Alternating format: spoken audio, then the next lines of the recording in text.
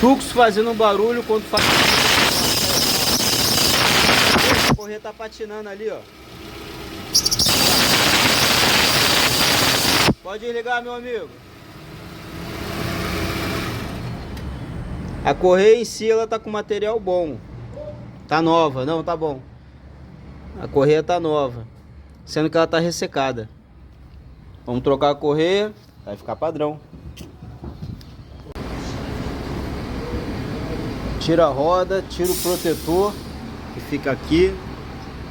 Tem acesso aqui às correias, ó. Observe essa poeirinha preta aqui, ó. Isso aqui, tá vendo aqui, ó?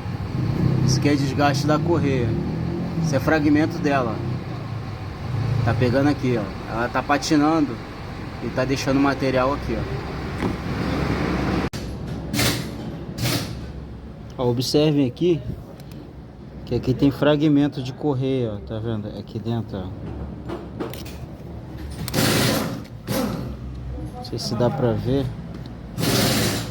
Aqui tem fragmento de correia, os pedacinhos de correia que fica aqui dentro. O que eu faço?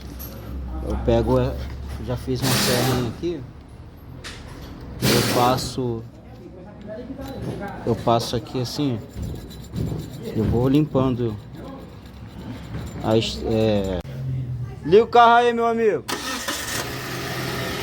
Aí, correia trocada. Faz a direção toda para a esquerda, toda para a direita. Aí. Mantém para um lado só. Toda. Ó, direção toda virada, ó lá, o pneu todo para cá. Resolvido o problema. Aí. Ficou padrão. Correias trocadas. Aqui, ó. Correia trocada, uma.